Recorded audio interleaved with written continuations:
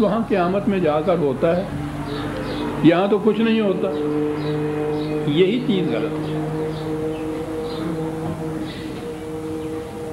9/49 9/49 2-3 آیتیں میں پیش کروں گا، اس میں تو بے شمار آیتیں ہیں اس قسم۔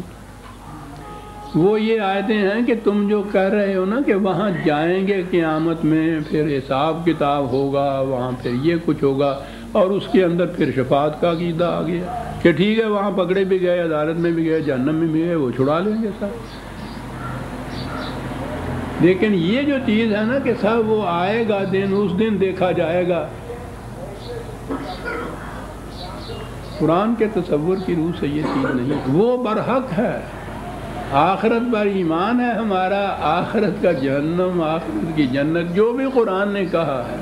اس پر ہمارا ایمان ہے، لیکن یہ بات نہیں ہے کہ وہ وہی ہے جو کچھ ہونا ہے، یہاں نہیں ہے۔ یہیں جہنم شروع ہو جاتا ہے، یہیں جنت مل جاتی ہے، شروع ہو جاتا ہے۔ میں نے یہ کہا کس انداز میں قرآن کہتا ہے، وَإِنَّ جَهَنَّمَ لَمُحِيطٌ بِالْكَافِرِينَ، انہیں نظر نہیں آتا، جہنم تو انہیں چاروں طرف سے اب بھی گھیرے ہوئے ہے۔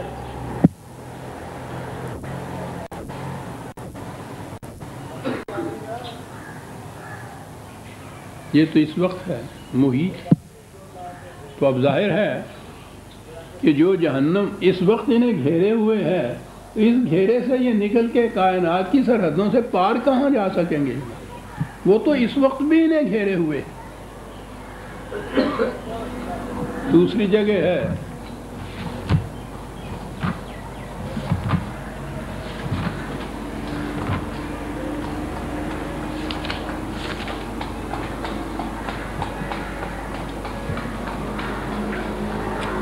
(82/16) 82/16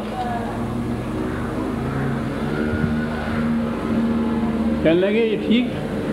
بڑی عجیب آیت ہے یہ تو،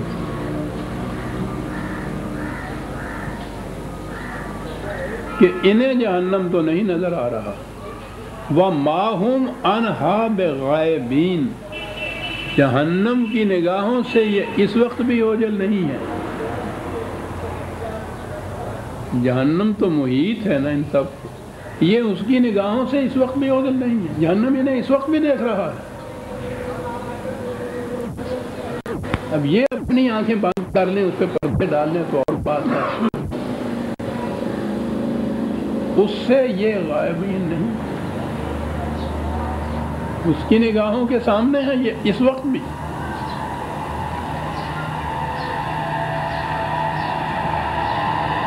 پھر سرحد سے پار چلے جانے کے تو معنی یہ تھے نا کہ جہنم کے عذاب سے بچ جائیں، وہ تو اس عذاب کے متعلق تو یہ کہا ہے، ایک اور لے لیجیے،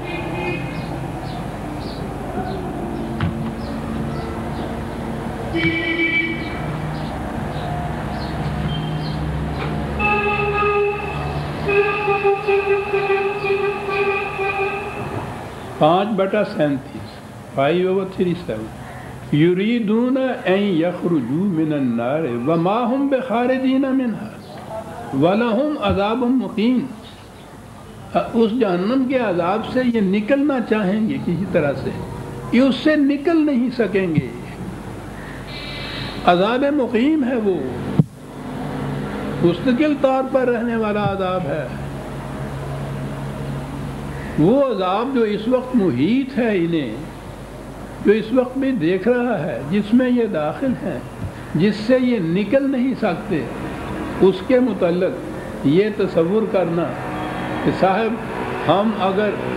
اقطار السماوات والارض سے باہر نکل جائیں گے تو خدا کی گرفت سے پھر دور ہو جائیں گے، کس قدر حماقت پر مبنی ہے یہ تصور، نکل ہی نہیں سکیں گے۔ اور ایک مقام پہ تو ایسا ہے عزیزان من، تصور آتا ہے تو کلیجہ لرز جاتا ہے کہ یہاں کے جہنم کا جو عذاب ہے اس کے متعلق جو قرآن نے 22/22 ہی ہے کہا، اتنا سخت عذاب کہ کلما ارادوا ان یخرجوا منها من غم اعیدوا فیها، کوشش کریں گے کہ کسی طرح سے جمپ کر کے، جیسے کہتے ہیں دیوار پاڑ کے، جیل کی دیوار کی یا سلاخیں کاٹ کے کسی طرح سے وہاں سے نکل جانے کی کوشش کریں گے، دھکے دے کے پھر اس عذاب میں ان کو ڈال دیا۔ اس عذاب سے نکلنے کی یہاں بھی کوئی صورت ہی نہیں ہو، کہیں جانے کے لیے جگہ نہیں ہو، پھر دھکے دے کے اس عذاب کے اندر ڈال دیا جائے گا۔ اس لیے یہ جو کہنے کی بات ہے نا کہ یہ انسان کے امکان میں ہی نہیں ہے کہ خدا کے قانون مکافات عمل کی گرفت سے بچ جائے یا اس کے عواقب سے بچ جائے۔ تم سمجھتے ہو کہ کائنات کی حدود سے آگے چلے جائیں گے تو بچ جائیں گے، تم نہیں کہیں جا سکتے۔ یہ ایک اور آیت ہے 18/53 18/53 وَرَأَى الْمُجْرِمُونَ النَّارَ فَظُنُّوا أَنَّهُمْ مُرَاقِعُوهَا وَلَمْ يَجِدُوا عَنْهَا مَصْرِفًا، کہ وہ دیکھیں گے جہنم کے عذاب کو، چاہیں گے کہ اس میں داخل نہ ہو، لیکن یہ ان کے بس کی بات نہیں ہوگی، یہ ان کے اختیار میں ہی نہیں ہوگا کہ اس طرح سے اس سے بچ جائے۔ تو مکافات عمل کی بات تو ایک موضوع ہی الگ ہے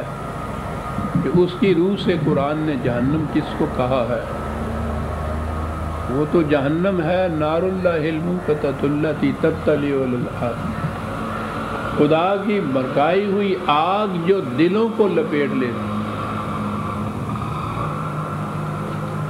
کچھ یہاں سے سمجھ میں آ جاتی ہے نا بات کہ کس جہنم سے زندگی ہماری گزر رہی ہے، جس کی آگ دلوں کو لپیٹ لیتی ہے۔ کوئی ہے ایسا دل جسے سکون میسر ہو آج؟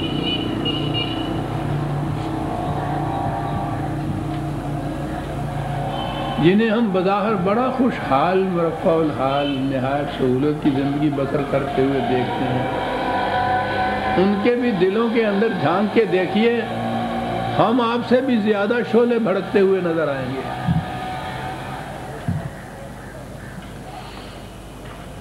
تو جس عذاب کی کیفیت یہ ہو کہ وہ دلوں کے اس کے شعلے دلوں کو گھیر لیتے ہوں، اس سے بچ کر نکل جانے کی صورت کیا ہو سکتی ہے؟ یہ تھے معنی میری بصیرت کے مطابق کہ ان سے کہہ دو کہ تم یہ سمجھتے ہو کہ ہم اقدار السماوات والارض سے باہر نکل جائیں گے تو خدا کے قانون کی گرفت سے بچ جائیں گے، تم نہیں نکل سکتے، تمہارے پاس یہ قوت ہے ہی نہیں کہ تم اس سے باہر چلے جاؤ، اس لیے تم اس کی گرفت میں آؤ گے۔ یرسل علیکم شواظ من نار ونحاس ولا تنسوا، قرآن نے جہنم کے عذاب کو محسوس پیرائے میں جو بیان کیا ہے تو آگ سے ہی تشبیہ دے کے بیان کیا ہے، جہاں جہاں بھی یہ کہا ہے۔ اب یہاں آئی وہ بات جو میں نے پہلے ہی کہا تھا کہ فَبِأَيِّ آلَاءِ رَبِّكُمَا تُكَذِّبَانِ کا ترجمہ ہمارے ہاں جو کیا جاتا ہے نا، خدا کی کون کون سی نعمتوں کو تم جھٹلاؤ گے، تو پہلی آیات میں تو وہ واقعی نعمتیں تھیں جن کے متعلق کہا،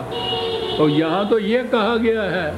کہ چاروں طرف سے آگ کے شعلے لپٹ رہے ہوں گے تمہیں اور جھلس رہے ہوگے اس کے اندر، اور اس کے بعد کہا فَبِأَيِّ آلَاءِ رَبِّكُمَا تُكَذِّبَانِ، خدا کی کون کون سی نعمتوں کو جھٹلاؤ گے۔ میں نے عرض کیا تھا نا کہ یہ جو آلہ ہے اس کے معنی نعمت ہی نہیں ہے، اس کے معنی قوت کے ہیں، اقتدار کے ہیں۔